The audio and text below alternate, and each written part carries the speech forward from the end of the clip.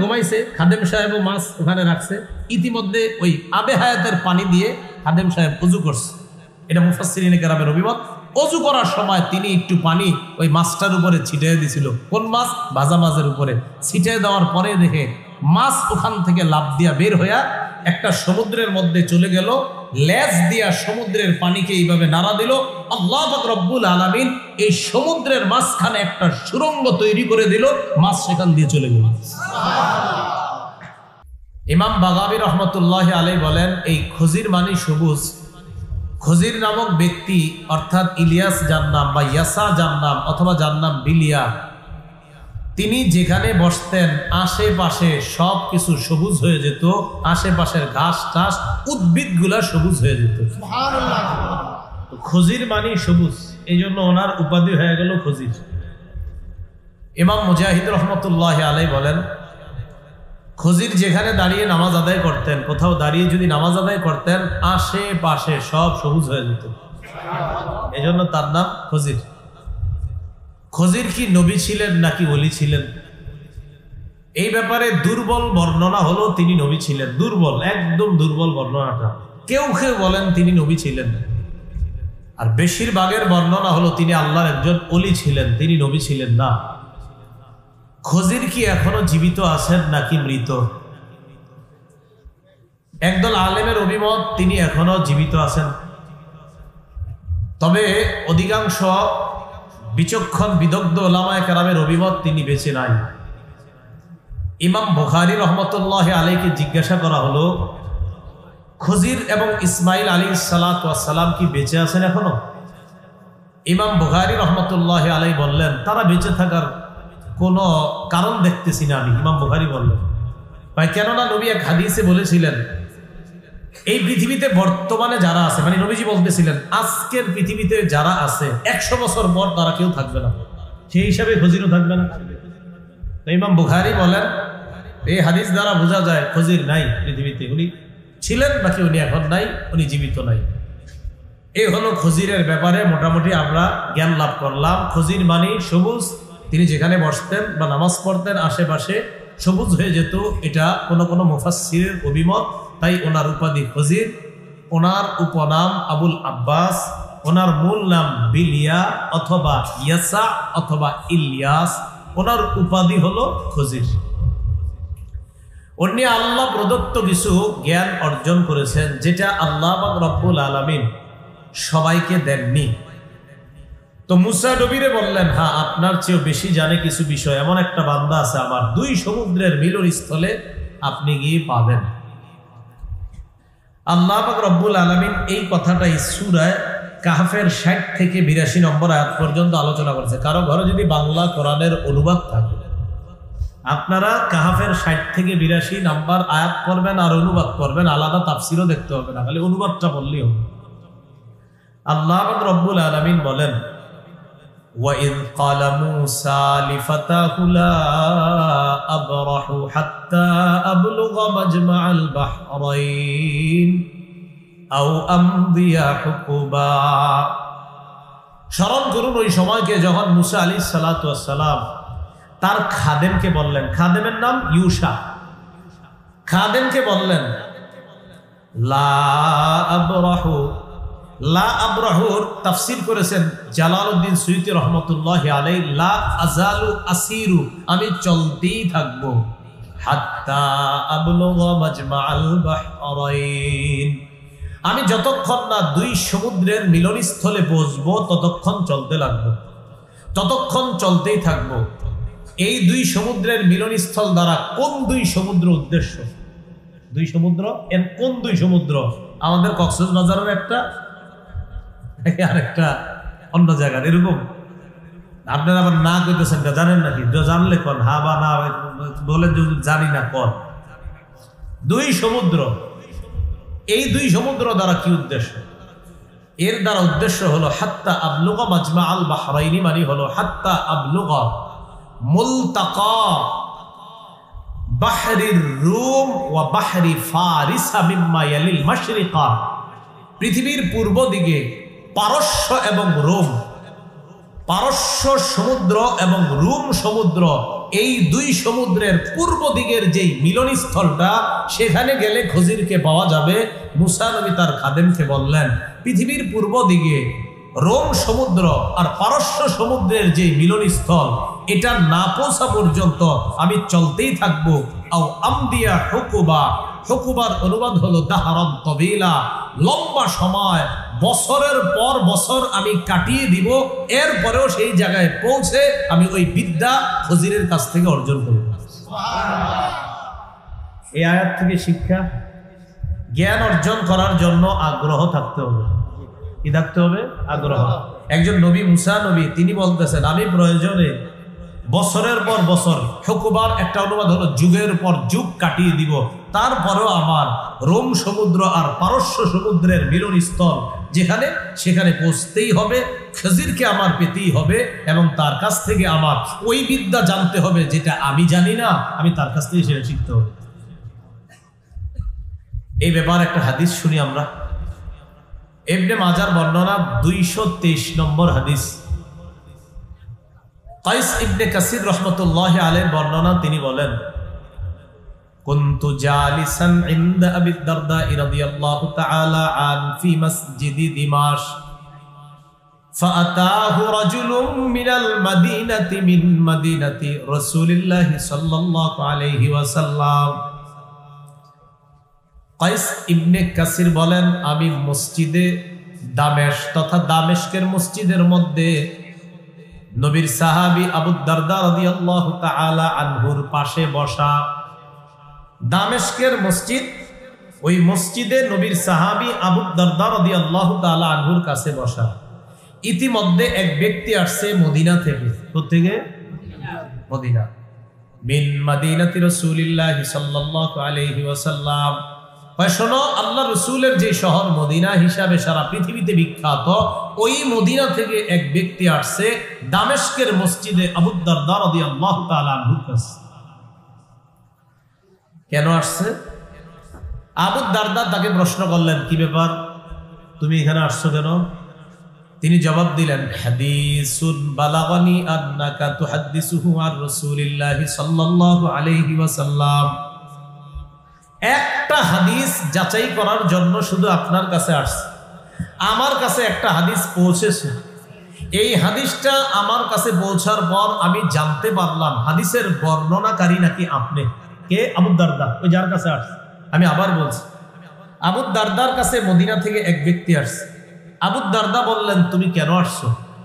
ওই ব্যক্তি জবাব দিলেন, আমি জানতে পারলাম আমার কাছে একটা হাদিস পৌঁছেছে, এই হাদিসটা নাকি আপনি নবীর থেকে বর্ণনা করেছেন।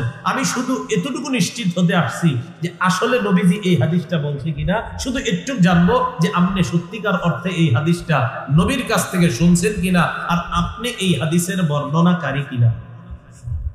তাহলে কয়টা বিষয় জানতে আসছে? কতটুকু জানেন আসছে? এই একটা বিষয় জানতে 1200 কিলোমিটারের উপর। 500 কিলোমিটার। আজকে এই গুগলে সার্চ দিবেন মদিনা থেকে দামেস্কের দূরত্ব কত, দেখবেন প্রায় 1267 উপরে উঠবে। একটা হাদিস শুধু এটা নবী বলছে কিনা এতটুকু যাচাই করতে বাস 1000 কিলোমিটারের উপরে পথ পাড়ি দিয়ে আইসা গেছে। একটা হাদিস শুধু যাচাই করবে যে এটা আপনি বলছেন কিনা, বাস একটু বললেই হবে। আবু দারদা সাহাবী, উনি অবাক হয়ে গেলেন, তুমি আসলে এই কাজে আসছো? হ্যাঁ, শুধু এই কাজে আসছো। আমা কাদিমতা লিতিজারা, তুমি কোনো ব্যবসার জন্য আসনি? না। ওয়ালা জাআ বিকা গায়রুহু, এই হাদিস ছাড়া অন্য কোনো কাজে আসো নাই? বিশ্বাস করেন অন্য কোনো কাজে আসেনি, শুধু একটু যাচাই করতে এই হাদিস আপনি বলছেন কিনা বলেন। তো আবু দারদা রাদিয়াল্লাহু তাআলা আনহু স্বীকার করলেন, হ্যাঁ এই হাদিস রাসূলের থেকে আমি বলেছি। হাদিসটা কি? ক্বালা রাসূলুল্লাহ সাল্লাল্লাহু আলাইহি ওয়াসাল্লাম, মান সালাকা তরিকান ইয়ালতামিসু ফীহি ইলমা ওয়া ফি রিওয়ায়া ইয়াতলুবু ফীহি ইলমা সাখালাল্লাহু লাহু বিহি তরিকান ইলাল জান্নাহ। কোন ব্যক্তি যদি ইলম অন্বেষণ করার জন্য পথ অতিক্রম করে, রাস্তা অতিক্রম করে, মাদ্রাসায় বিদ্যা অর্জনের জন্য রাস্তাটা রওনা করছে, রাস্তা দিয়ে হাঁটা আরম্ভ করছে, আল্লাহ নবী বলেন যেই পরিমাণ রাস্তা হেঁটে যায় ওই পরিমাণ রাস্তা কিয়ামতের ময়দানে কমিয়ে জান্নাতে যাওয়ার রাস্তা সহজ করে দেয়। দুনিয়াতে আপনি কথার কথা সারা জীবন 100 মাইল হাঁটছেন বিদ্যা শেখার জন্য, আল্লাহ কিয়ামতের মাঠে 100 মাইল কমায়া আগে আগে জান্নাত দিয়ে দিবেন। এই হাদিসের মধ্যে আসছে وَإِنَّ طَالِبَ الْعِلْمِ لَيَسْتَغْفِرُ ذَكُمًا فِي السَّمَاوَاتِ وَالْأَرْضِ حَتَّى الْحِيتَانُ فِي جَوْفِ الْمَاءِ। ইলম অন্বেষণ করে যে ছাত্রগুলা, তাদের জন্য আসমান জমিনের যারা আছে, এমনকি সমুদ্রের মাছ পর্যন্ত তাদের জন্য আল্লাহর কাছে ক্ষমা প্রার্থনা করে আর বলে, আল্লাহ মাদ্রাসারই ছাত্র ভাইটাকে আপনি মাফ করে দেন। সুবহানাল্লাহ। وَإِنَّ الْمَلَائِكَةَ لَتَضَعُ أَجْنِحَتَهَا رِضًا لِطَالِبِ الْعِلْمِ। রাসূলুল্লাহ সাল্লাল্লাহু আলাইহি সাল্লাম বলেন, মাদ্রাসার ছাত্রগুলো যখন রাস্তা দিয়ে হাঁটে, ফেরেশতাগণ, নবীজি ফেরেশতা বলেন নাই, বলছেন ফেরেশতাগণ তাদের ডানাগুলো বিছিয়ে দেয় ছাত্রের প্রতি সন্তুষ্ট হয়ে, তাদের ডানা বিছিয়ে দেয়, জি ছাত্র ভাই আমার ডানার উপর দিয়ে আপনি হেঁটে যান। এই হাদিসেই নবীজি বলেন, ওয়া ইন্নাল উলামা ওয়ারাসাতুল আম্বিয়া। আলেমগণ হলেন নবীদের ওয়ারিস। সুবহানাল্লাহ। ওয়া ইন্নাল আম্বিয়া আলাম ইউয়ারিসু দিনারা ওয়ালা দিরহামা। নবীগণ কাউকে স্বর্ণ এবং রূপার উত্তরাধিকার বানায় না। ইন্নামা ওয়ারাসুল ইলমা। নবীগণ আলেমদেরকে বিদ্যা, কোরআন হাদিসের উত্তরাধিকার বানায় দেয়। নবীগণ স্বর্ণের উত্তরাধিকার বানায় না, রূপার উত্তরাধিকার বানায় না। নবীগণ তাদের যে বিদ্যা, তাদের জ্ঞান, এই জ্ঞানের উত্তরাধিকার উলামায়ে কেরামদেরকে বানায় যায়। আমরা নবীরা আলেমগুলা আলেমদের কাছে দিয়ে গেলাম, এই আলেমরা আমাদের রেখে যাওয়া জ্ঞানটাকে জনগণের সামনে বন্টন করে দিল। মিরাজ বন্টন করুন লাগে না? তো নবীদের মিরাজ কি? জ্ঞান। এই জ্ঞান উলামায়ে কেরাম ছাত্রদের সামনে, জনগণের সামনে বন্টন করে দিবে। আর এই জন্যই ওয়াজ মাহফিলে আপনারা আসেন, যেন আলেমরা নবীদের পাওয়া মিরাজ আপনাদের সামনে বন্টন করে দেন। রাসূলুল্লাহ সাল্লাল্লাহু আলাইহি সাল্লাম বলেন, শোনো, ফাদলুল আলিমি আলাল আবিদি কাফাদলিল কমারি আলা সাইরিল কাওয়াকিব। আকাশের সব তারকার চাইতে চন্দ্রের যেমন মর্যাদা, দুনিয়ার সব আবেদের চাইতে একজন আলেমের তেমন মর্যাদা। সুবহানাল্লাহ। তো যাই হোক, এই হাদিসটা জানার জন্য এক ব্যক্তি প্রায় 1000 কিলোমিটারের উপরে সফর করে আসছে, শুধু জানবে যে এটা আসলে নবীর হাদিস কিনা। তাহলে নবীর ব্যাপারে কোনো কিছু বলতে সাবধানতা অবলম্বন করা দরকার আছে না নাই? হ্যাঁ, নবীর ব্যাপারে উল্টা পাল্টা বলা যাবে না। কত সতর্কতা যে আসলে নবী বলছে কিনা। তো মুসা নবী রওনা করছে বিদ্যা অর্জন করার জন্য, যে যুগের পর যুগ কাটিয়ে দিব, তারপরেও আমার এই বিদ্যা শিখতে হবে। এই জন্য মনে রাখবেন, ইমাম মালিক রহমতুল্লাহ আলাইহি বলেন, আল ইলমু বাখিলুন জিদ্দা। এলেম কৃপণ। বলেন সবাই, এলেম কি? বিদ্যা কৃপণ। লা ইউতিকা বা'দা হাত্তা তু'তিয়াহু কুল্লাক। ইমাম মালিক কয়, বিদ্যাকে যদি তোমার সর্বস্ব বিলিয়ে না দাও, বিদ্যা তোমাকে তার কিঞ্চিত দিবে না। এই বিদ্যা এত কৃপণ, তুমি যদি তোমার সর্বস্ব তাকে বিলিয়ে না দাও, বিদ্যা তার কিঞ্চিত পরিমাণও তোমাকে দিবে না। ওরে তুমি নিজেকে বিলিয়ে দিতে হবে। তো আল্লাহ বলেন, মুসা আলাইহিস সালাতু ওয়াস সালাম রওনা করলেন। তাহলে মুসা নবীর চাইতেও বেশি জানে এক ব্যক্তি। কি জানে? আল্লাহ কয় গেলেই বুঝবেন কি জানে। তো যান। তাহলে সমুদ্রটা জানি, 2 সমুদ্র কোন কোন? পারস্য আর রোম। এই 2 সমুদ্রের মিলনস্থলে যাবে। দুইজনে রওনা করে চলতে লাগলো। ফালাম্মা বালাগা মাজমা বাইনিহিমা। 2 সমুদ্রের মিলনস্থলে যখন পৌঁছে যায়, নাসিয়া হুতাহুমা। 2 সমুদ্রের মিলনস্থলে পৌঁছার পর মুসা নবী বিশ্রাম নেওয়ার জন্য একটা পাথরের উপর মাথা রেখে ঘুমিয়ে যায়। এই পাথরের ব্যাপারে মুফাসসিরিনে কেরাম বলেন, এই পাথরের নিচে একটা পানি আছে, এই পানিটাকে বলা হয় আবে হায়াত।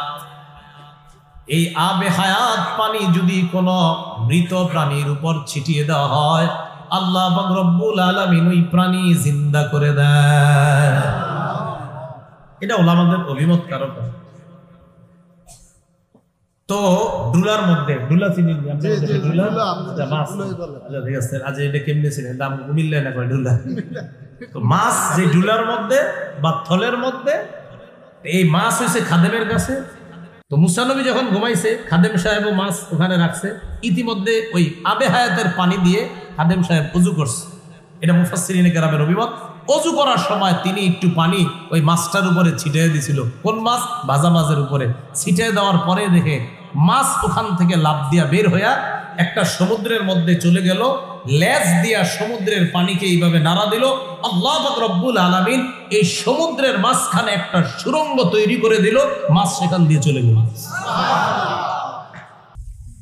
খাদেম সাহেব বিষয়টা দেখছে, ইউসা। তো দেখার পর এদিক দিয়ে মুসা আলাইহিস সালাতু ওয়াস সালামের ঘুম ভাঙছে। ঘুম ভাঙার পর আবার দুইজনে চলতে লাগছে। ওই যে মাছ যে চলে গেছে এটা খাদেম ভুলে গেছে, মুসা নবীরে বলতে ভুলে গেছে।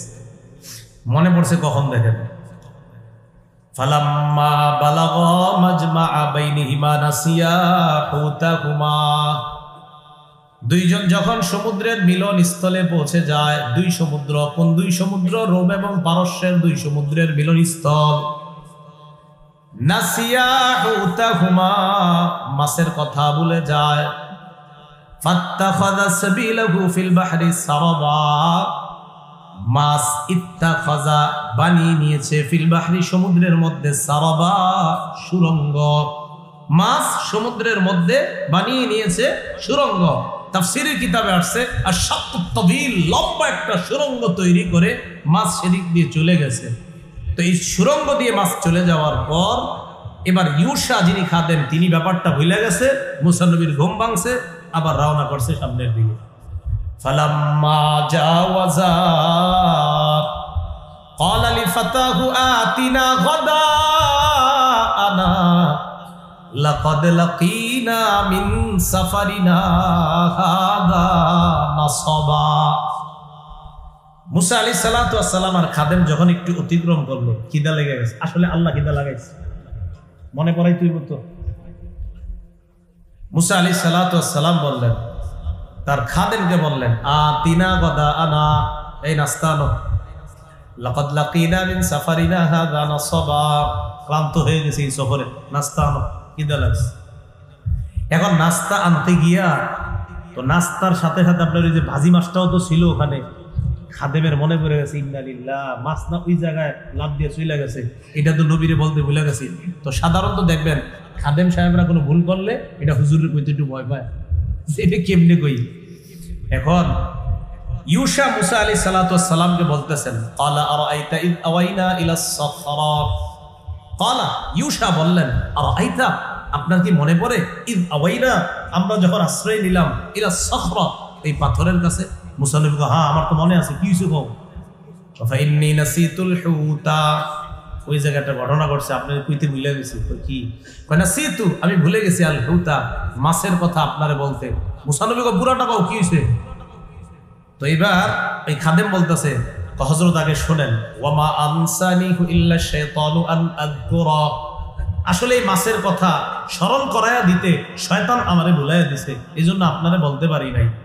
মুসা নবী তারপর ফাত্তাখাযা সাবিলাহু ফিল বাহরি আজাবা, আমি তাকায়া দেখলাম মাছটা আশ্চর্য একটা সুরঙ্গ তৈরি করে সমুদ্রের মাঝখানে চলে গেছে।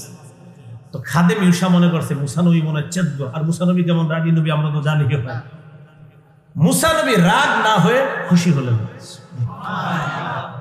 মুসা নবী বললেন, আরে এটাই তো খুঁজতেছি আমি। কি? ক্বালা যালিকা মা কুননা নাবগি, মুসা নবী বললেন, আরে এই জায়গাটা তো খুঁজতেছি। আল্লাহ বলছে, ইদা ফাকাত্তাহু, মাছ যেখানে হারিয়ে ফেলবেন, ফাসাম্মা, সেখানেই খজিরকে পাবেন। মাছ হারাইছো কোন জায়গায় মনে আসেনি? হ্যাঁ আমার মনে আছে, চলো সেখানে, সেখানেই খজিরকে পাবো। এখন ওই দুজনে যে রাস্তা দিয়ে হাঁটতে হাঁটতে আসছে, পা, আপনারা বালু দিয়ে হাঁটছেন নি, পায়ের নিচে না থাকে? আচ্ছা। ফারতাদ্দা আলা আসারিহিমা কাসাসা, পদাঙ্ক অনুসরণ করতে করতে যেখান থেকে এসেছিল আবার ঘুরে ওই পথ ধরে পদাঙ্ক অনুসরণ করতে করতে আবার আগের জায়গায় গিয়ে পৌঁছে যায়। পৌঁছার পর কি হলো? সূরা কাহাফের 65 নম্বর আয়াতে বলেন, ফাওয়াজাদা আবদাম মিন ইবাদিনা আতাইনাহু রাহমাতাম মিন ইনদিনা ওয়া আল্লামনাহু মিন লাদুন্না ইলমা। ফাওয়াজাদা, মুসা এবং তার খাদেম সেখানে পেয়ে যায় আবদাম মিন ইবাদিনা, আমার বান্দাদের মধ্য থেকে এক বান্দা, ওই বান্দাই হলেন খাজির। পেয়ে গেছে। কিভাবে? বুখারীতে আসছে মুসাজ্জান বিসাউবিন, কাপড় মুড়ি দিয়ে একজন বসে রয়েছে। বুখারীতে আসছে মুসাজ্জান বিসাউবিন, কাপড় মুড়ি দিয়ে বসে রয়েছে। মুসা আলাইহিস সালাতু ওয়াস সালাম বললেন, বুখারীতে আসছে, সালাম দিলেন, আসসালামু আলাইকুম। খুজির কাপড়ের ভিতর থেকে বলতেছে, কে এখানে সালামের আওয়াজ? মুসা নবী বললেন, আমি মুসা। কোন মুসা? জি, আমি বনি ইসরাইলের মুসা। তো এই কথা বলার পর আপনি এখানে কেন? মুসা নবী কয়, আমি তো আপনার কাছে একটা কাজে আসছি। কি কাজ? আল্লাহ আপনার কি বিদ্যা দিছে, যে বিদ্যা নাকি আমার জানা নাই, এটা শিখতে আসছি আপনার কাছে। খুজির বললেন, হ্যাঁ, আমাকে আল্লাহ একটা বিদ্যা দিছে যেটা আপনাকে দেয়নি, আর আপনাকে যে বিদ্যা আল্লাহ দিছে সেটা আমাকে দেয়নি। ইতিমধ্যে কি হয়েছে আপনার? ওয়াকআ উসফুরুন আলা হারফিস সাফিনা, ইতিমধ্যে আপনার একটা চড়ুই পাখি আসছে। চড়ুই পাখি আইসা, এটা একটা জাহাজের একটা নৌকার কিনারায় বসছে। বসার পর ফানাকারা নাকরাতান আও নাকরাতাইনি, সমুদ্রের মধ্যে ওই চড়ুই পাখিটা একটা ঠোকর অথবা দুই ঠোকর এইভাবে মুখ দিয়া পানি উঠেছে। একটা ছোট্ট চড়ুই পাখি সমুদ্রে একটা অথবা দুইটা ঠোকর দিছে, এইভাবে দেওয়ার পর পানি উঠেছে। কেন আপনারা বলেন তো, একটা সমুদ্রের মধ্যে চড়ুই পাখি যদি এক ঠোকর বা দুই ঠোকর দেয়, অনেকগুলো পানি মুখে আসে। খুজির বললেন, মুসা, এই চড়ুই পাখির ঠোঁটে পানিটা দেখছেন? মা নাকাসা ইলমি ওয়া ইলমুকা মিন ইলমিল্লাহি ইল্লা ফি হাদিহি নাকরা ফি নাকরাতি হাদাল উসফুরি ফিল বাহর। এই যে চড়ুই পাখি সমুদ্রের মধ্যে মুখ দিয়ে সামান্য একটু পানি তার মুখের ঠোঁটের আগায় আসছে, সমুদ্রের তুলনায় যেমন সামান্য একটু চড়ুই পাখির মুখে, এই চড়ুই পাখির মুখের পানি বরাবর বিদ্যা হলো আমার আপনার বিদ্যা, সারা দুনিয়ার বিদ্যা হলো এই সামান্য ফোঁটা, আর পুরা সমুদ্রের বিদ্যাটা রবের কাছে। সমুদ্র পরিমাণ বিদ্যা যদি রবের কাছে থাকে, আর আমগরে সামান্য একটু দেওয়ার পরে এতে আমরা আল্লামা লিখে 14 বার, তো পোস্টারে যদি 3-4 বার না লেখেন তো সুন্দর হয় না। আমার নামে শুরুতে লিখেন, আল্লাহ জানে দেই নেই, মাহফিলও কাটা যাইতে পারে, এটা ভুলেও লিখবেন না। মুসা আলাইহিস সালাতু ওয়াস সালাম খুজিরকে বললেন, আমার আপনার বিদ্যা এতটুকুই, তো ঠিক আছে, আপনি কি ধৈর্য ধারণ করতে পারবেন? আমার কাছ থেকে বিদ্যা শিখতে হইলে ধৈর্য লাগবে প্রচুর। তাহলে আমরা এতক্ষণের আলোচনা থেকে দুইটা বিষয় শিখছি। এক, বিদ্যার জন্য সফর করতে হবে, আরেকজনের কাছে যাইতে হবে। 2, আগ্রহ থাকতে হবে প্রচন্ড। এতটুকু শিখলাম। এবার 3 নাম্বার একটা বিষয় আমরা শিখব। ও আল্লাহ বলেন, আমার বান্দাকে পেয়ে গেল আতাইনাহু রাহমাতাম মিন ইনদিনা, যেই বান্দাকে আমার পক্ষ থেকে রহমত দিয়েছি, মানে হুজুরকে। এই রহমত দ্বারা কি উদ্দেশ্য?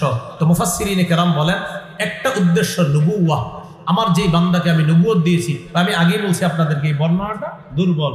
দ্বিতীয় রহমত দ্বারা উদ্দেশ্য হলো ওয়ালায়া, এই ওয়ালায়াতান দ্বারা উদ্দেশ্য হলো ওলি, আমার এই বান্দাকে আমি ওলি হওয়ার যোগ্যতা দান করেছি। এই ব্যাপারটা সবাই মেনে নিয়েছেন। তো আমার এই বান্দাকে মুসা নবী পেয়ে গেছে। আর কি? ওয়া আল্লামনাহু মিন লাদুন্না ইলমা, আমি আমার পক্ষ থেকে খজিরকে একটা আলাদা স্পেশাল বিদ্যা দান করেছি। এটাকে আরবিতে ইলমে লাদুন্নি বলা হয়। কি বলা হয় বলেন তো? ইলমে লাদুন্নি, মানে আল্লাহ প্রদত্ত বিদ্যা। এই কথা বলার পর এবার 66 নম্বর আয়াতে মুসা আলাইহিস সালাতু ওয়াস সালামের বক্তব্য আল্লাহ বলতেছেন, ক্বালা লাহু মুসা হাল আত্তাবিউকা আলা আন তুআল্লিমানি মিম্মা উল্লিমতা রুশদা। মুসা নবী বললেন, আমি কি আপনাকে অনুসরণ করতে পারি ওই বিদ্যা শিক্ষা করার ক্ষেত্রে যেই বিদ্যা আল্লাহর পক্ষ থেকে আপনাকে শেখানো হয়েছে? এই বিদ্যা শিখার জন্য আমি কি আপনার অনুসরণ করতে পারি? এটা মুসা নবী খজিরকে বললেন। তাহলে আমরা 3 নাম্বার একটা শিক্ষা এখান থেকে পেয়ে গেলাম, বিদ্যা অর্জন করার জন্য উস্তাদের আনুগত্য করা লাগবে। বিদ্যা অর্জন করার জন্য উস্তাদের আনুগত্য করা লাগবে। এই কথা শোনার পর খজির জবাব দিলেন, ক্বালা ইন্নাকা লান তাসতাতিআ মাইয়া সাবরা, নিশ্চয়ই আপনি কিছুতেই আমার সাথে ধৈর্য ধারণ করতে পারবেন না। চতুর্থ শিক্ষা, এলেম শিখার জন্য ধৈর্য লাগে। তাহলে আগ্রহ, সফর, উস্তাদের অনুসরণ, ধৈর্য। এখন আপনারাও ধৈর্য ধরে বসে আছেন যে হুজুর কোন বিদ্যা একটু পরে আমরা শিখবো, হ্যাঁ একটু পরে আসবে, এমন কিছু বিদ্যার কথা আসবে, প্রথম শুনলে আপনাদের মাথার মধ্যে মনে হবে এটা কি কোনো কথা, পরে দেখবেন না আসলে এটাই ঠিক, শুনতে থাকেন। এবার খজির বললেন, ওয়া কাইফা তাসবিরু আলা মা লাম তুহিত বিহি খুবরা, এমন বিদ্যা শিক্ষা করার ব্যাপারে আপনি কিভাবে ধৈর্য ধারণ করবেন যেই বিষয়ে আপনাকে জ্ঞান দেওয়া হয় নাই। মাইক কমায় দেন, হয়তো ইকু চলতেছে, ইকু কমায় দেন, ইকু একদম টোটাল দিবেন না, আর ইকু না হইলে মাইক যদি বাড়া থাকে মাইক কমায় দেন। মসজিদের দেয়ালের সাথে মনে হয় মাইকের আওয়াজ গিয়ে বাড়ি খাচ্ছে। হ্যাঁ, এই কথা বলার পর মুসা নবী বললেন, ক্বালা সাতাজিদুনি ইনশাআল্লাহু সাবিরান ওয়া লা আ'সি লাকা আমরা, ইনশাআল্লাহ আল্লাহ চাহেন তো আপনি আমাকে ধৈর্যশীলদের অন্তর্ভুক্ত পাবেন, আমি আপনার কোন বিষয়ের অবাধ্য হব না, আমি আপনার অনুসরণ করার ক্ষেত্রে কোন বিষয়ে অবাধ্যতা করব না, আপনি আমাকে ধৈর্যশীল পাবেন। সূরা কাহফের ৭০ নম্বর আয়াতে এবার খজিরের বক্তব্য আল্লাহ উপস্থাপন করেন, ক্বালা ফাইনিত্তাবাতানি ফালা তাসআলনি আন শাইইন হাত্তা উহদিসা লাকা মিনহু যিকরা। খজির বললেন, আপনি যদি আমার অনুসরণ করেন তাহলে আমি আপনাকে কোনো বিষয়ের ব্যাখ্যা না বলা পর্যন্ত কোনো প্রশ্ন করবেন না। আবার প্রথম থেকে শোনেন, মুসা নবী বললেন, আমি কি আপনার অনুসরণ করতে পারি এমন বিদ্যা অর্জন করার ক্ষেত্রে যেই বিদ্যা আল্লাহর পক্ষ থেকে আপনাকে দেওয়া হয়েছে? খজির জবাব দিলেন, আপনি ধৈর্য ধরতে পারবেন না। মুসা নবী বললেন, ইনশাআল্লাহ আমাকে ধৈর্যশীল পাবেন। খজির বললেন, তাহলে ঠিক আছে, যদি আমার অনুসরণ করেন আমি কোনো বিষয়ের ব্যাখ্যা না দেওয়া পর্যন্ত শুধু দেখতে থাকবেন, কোনো প্রশ্ন করবেন না। এখন আপনারাও শুনবেন, শুনে আপনারাও খালি ধৈর্য ধরে, মানে একটু ধৈর্য ধরবেন, জিগাইন না হুজুর এটার জবাব কি, জবাব আল্লাহ দিয়ে দিবে, খালি শুনবেন, দেখেন কি কয়। তো মুসা নবী বললেন, কোনো সমস্যা নাই, আপনি যা যা বলবেন সব মাইনে আনিছি, এবার চলেন বিদ্যা শিখবো। বিদ্যা শিখা শুরু। তাহলে আপনারা 3টা বিষয় মুখস্থ করবেন, আপনাদেরকে কিন্তু আমি জিজ্ঞাসা করব, আপনারা জবাব দিতে হবে। প্রথম বিদ্যা, সূরা কাহফের ৭১ নম্বর আয়াত থেকে আল্লাহ এবার বিদ্যা শিখানো শুরু করতেছেন। ফানতালাকা, মুসা এবং খজির চলতে লাগলেন, আলা সাহিলিল বাহরি, সমুদ্রের কিনারা দিয়ে দুইজন চলতে লাগলেন। হাত্তা ইযা রাকিবা ফিস সাফিনাতি খারাকাহা, দুইজন চলতে চলতে এক পর্যায়ে নদী পাড়ি দেওয়ার জন্য নৌকায় উঠলেন, অথবা কোনো কারণে নৌকার মধ্যে চড়লেন। নৌকায় চড়ার জন্য খজিরের কাছেও ভাড়া নাই, মুসা নবীর কাছেও ভাড়া নাই। খজিরকে মাঝি চিনে ফেললেন, চিনার পর ভাড়া ছাড়াই মুসা নবী আর খজিরকে নৌকায় উঠায় নেয়। হাত্তা ইযা রাকিবা ফিস সাফিনা, দুজন যখন নৌকায় চড়লেন, জাহাজের মধ্যে চড়লেন, খারাকাহা, যেই নৌকার মধ্যে চড়লেন ওই নৌকাটা খজির ছিদ্র করে দিছে। কি করে দিছে? আমারে আপনার একজনে মায়া করে উঠাইলো হ্যাঁ নৌকায়, এটা আমি ছিদ্র করে দিলাম। আপনাকে বলেন, আমাকে মাথায় কি মনে হয়, কাজটা কি ঠিক হয়েছে? না, আসলেই তো না, এটা দেখতে কি মনে হচ্ছে, কাজটা কি হয় নাই, ঠিক হয় নাই। এখন এই জায়গা বুঝেন, খজির নৌকা ছিদ্র করা দ্বারা কি উদ্দেশ্য? এটার দ্বারা উদ্দেশ্য, নৌকার নিচে যে কাঠগুলা থাকে, একটা কাঠ উঠাইয়া দিছে, তো উঠানোর পর কাঠ যদি উঠায়, এখন পানি উঠানো নৌকা ডুবে যাবে, তখন ওই কাঠের পরিবর্তে একটা কাঁচ লাগাই দিছে। কাঁচ, ইমাম বাগাবী রহমতুল্লাহ আলাইহি লেখছেন, কাঠ উঠাই দিয়ে একটা কাঁচ লাগাই দিছে, যেটা দেখতে অসুন্দর লাগে, যে নৌকার নিচে পুরা কাঠ আর মাঝখানে একটু কেমন ছিদ্র দেখা যায়। আসলে এমন একটা কাঁচ লাগাই দিছে যেটা অন্য কেউ দেখলে মনে হবে এটা মনে হয় ছিদ্র, আসলে এখানে একটা কাঁচ আছে, যেন ওই জাহাজের কোনো ক্ষতি না হয়। বাকি ছিদ্র করার পর কাঁচ লাগাই দিছে জাহাজের ক্ষতি না হওয়ার জন্য, জাহাজটা যেন না ডুবে। বুঝলাম জাহাজ না ডুবার জন্য এটা করছে কি লেগে। কারণ মুসা নবী কয়, আপনি জাহাজটা ছিদ্র করলেন জাহাজের অধিবাসীগুলোরে ডুবানোর জন্য। লাকাদ জিতা শাইআন ইমরা, আপনি একটা খারাপ কাজ করছেন।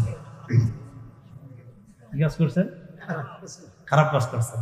এবার খজির বলতেছে, ক্বালা আলাম আকুল ইন্নাকা লান তাসতাতিআ মাইয়া সাবরা, আমি না বলছি আপনি ধৈর্য ধরতে পারবেন না? আমি তো আগেই বলছি।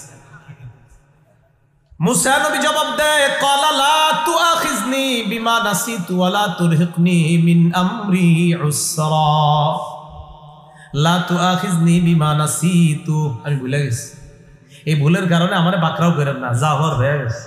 ওয়া লা তুরহিকনি মিন আমরি উসরা, আর কঠিন কোনো ধমক টমক দিয়েন না, যা হওয়ার হয়ে গেছে, প্রথমবার ঠিক আছে, ভুল হয়ে গেছে, আর আপনাকে আমি প্রশ্ন করবো না, বিরক্ত করবো না। তাহলে এক নাম্বার এলেমটা মনে রেখেন, কি এলেম?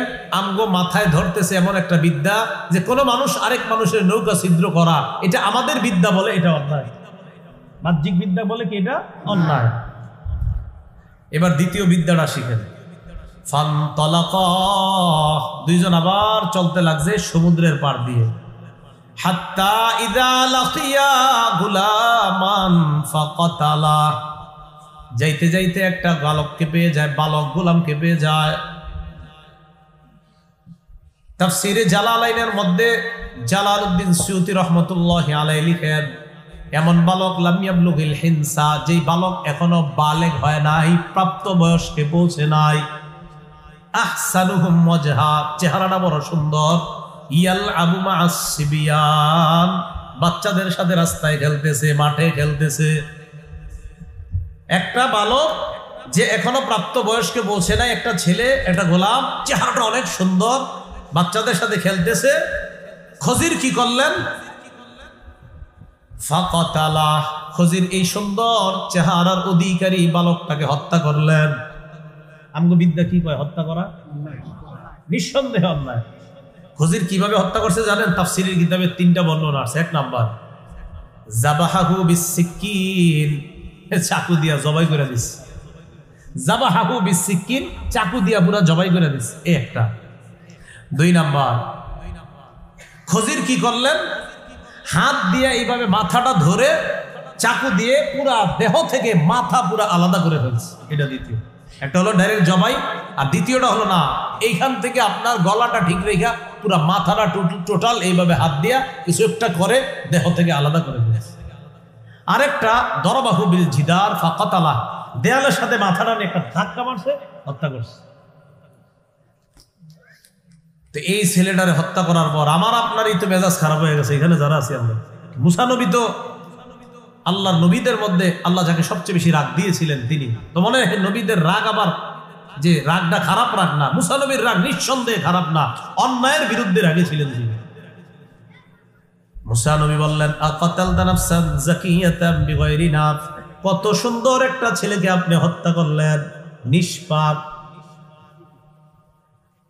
হত্যার বদলে হত্যা করেন নাই। এই ছেলেটা অন্য কাউকে যদি হত্যা করতো তাহলে বুঝতাম ওই হত্যার বিনিময়ে হত্যা করছেন।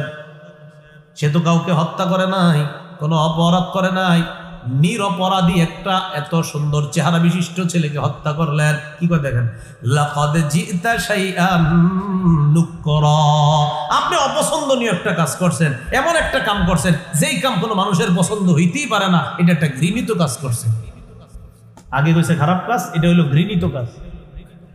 খজির জবাব দেয়, ক্বালা আলাম আকুল লাকা ইন্নাকা লান তাসতাতিআ মাইয়া সাবরা, মুসা নবী আমি কি আপনাকে বলি নাই আপনি আমার সাথে ধৈর্য ধরতে পারবেন না?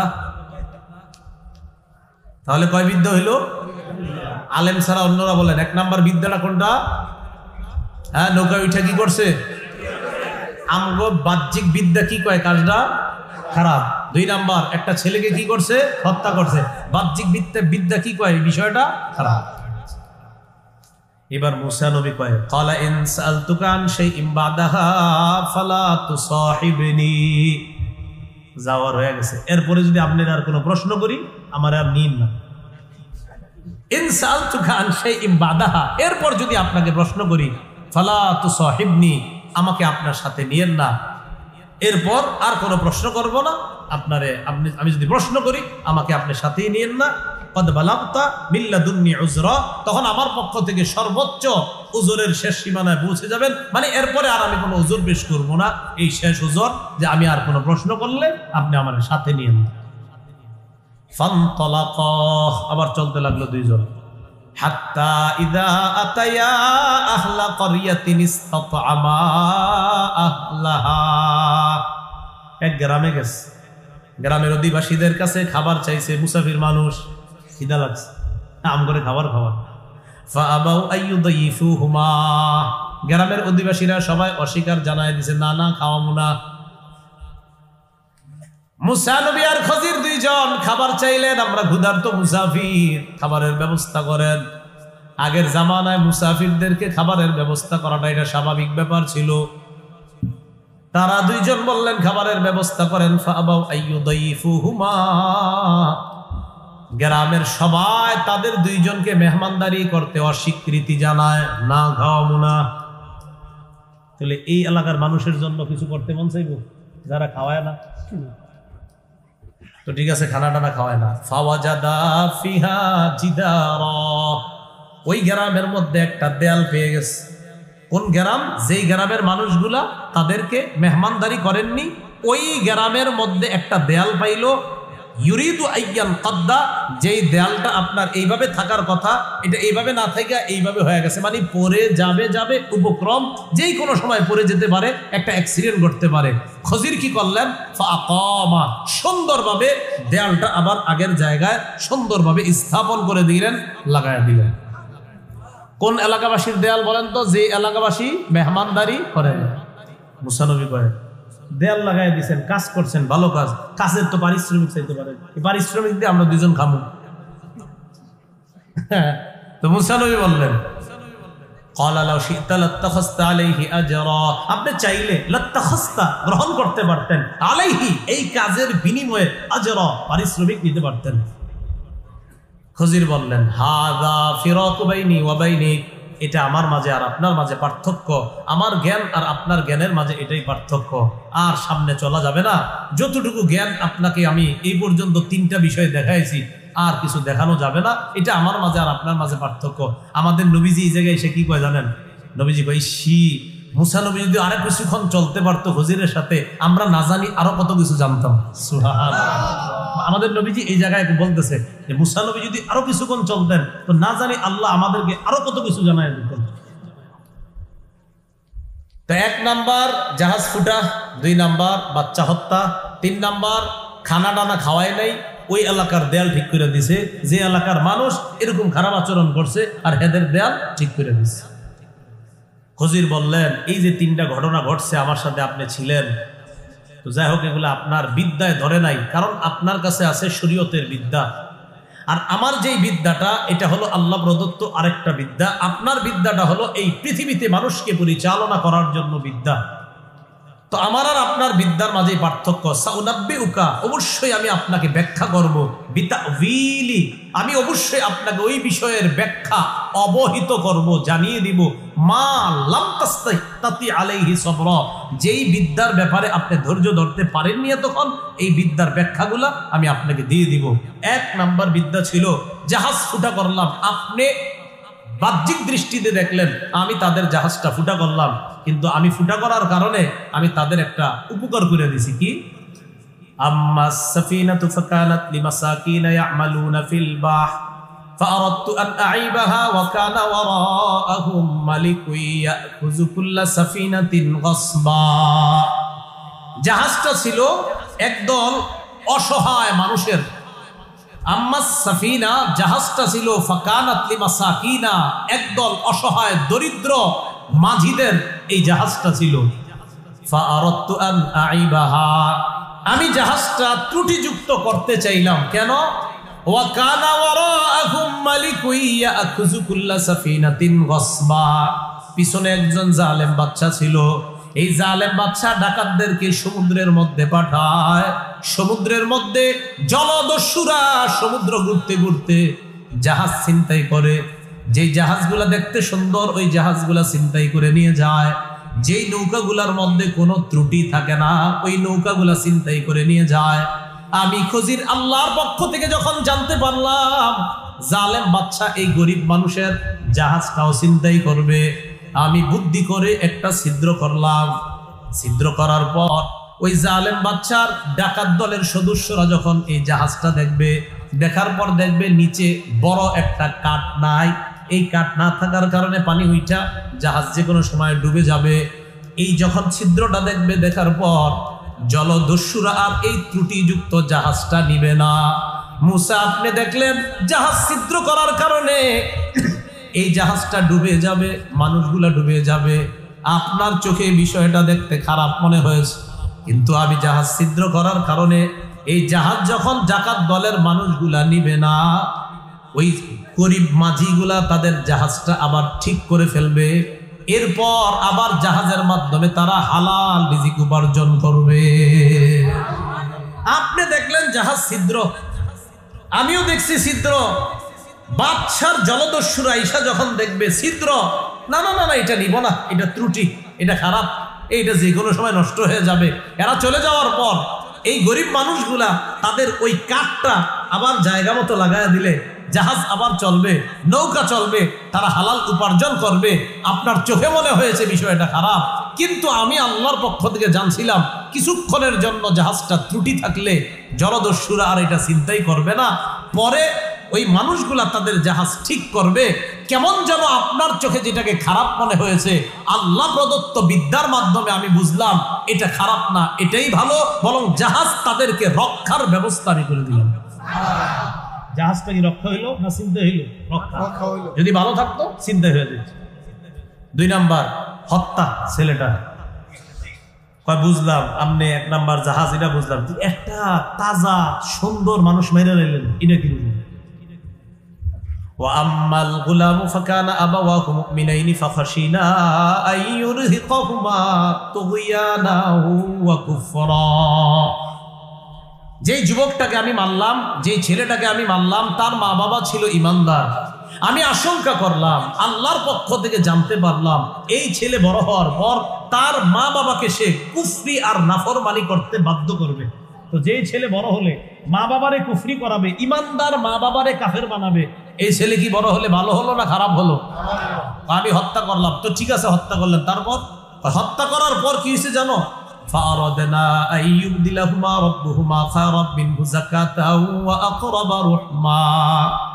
আমি ইচ্ছা করলাম তাদের রব এই দম্পতিকে, ঈমানদার স্বামী আর স্ত্রীকে, এই ছেলেটা যারে হত্যা করলাম তার পরিবর্তে পবিত্র একটা সন্তান দিবে এবং মা বাবার প্রতি অধিক দয়া পরবশ হবে এমন একটা সন্তান আল্লাহ তাদেরকে দিবে।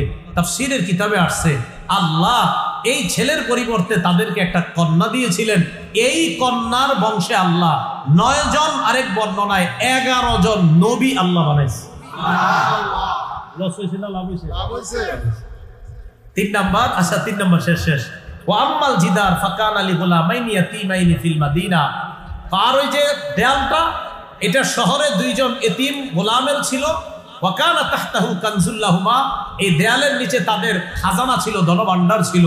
তো আমি যখন দেখলাম এই দেয়াল পড়ে যায়, আল্লাহর পক্ষ থেকে জানলাম যে এই দেয়ালটা পড়ে গেলে জনগণ তাদের খাজানাগুলা নিয়ে যাবে, তুমি দেয়ালটা ঠিক করে দাও। আমি দেয়াল ঠিক করে দিলাম। আশা করি যখন এই ছেলে 2টা বড় হবে আল্লাহ পাক রব্বুল আলামিন তাদেরকে এই দেয়ালের নিচে তাদের খাজানার ব্যাপারে অবহিত করবে আর তারা তাদের এই ধন সম্পদটা সেখান থেকে বের করে আনতে পারবে। তাহলে এখানেও আরেকটা ভালো কাজ করছে। তো যে বিষয়টা বুঝালাম আমরা এই আয়াতগুলা থেকে কয়েকটা বিষয় বুঝলাম। আগ্রহ, সফর, অনুসরণ, ধৈর্য, এই সবের মাধ্যমে বিদ্যা অর্জন করতে হবে। আর বিদ্যা অর্জন করতে গিয়ে অনেক সময় আমার মনে হবে এই বিষয়টা আমার মনোভূত হচ্ছে না, না, আপনি ধৈর্য ধরতে হবে। একটু পরে দেখবেন আসলে এই বিষয়টা আপনার মনোভূত হয়ে যাচ্ছে।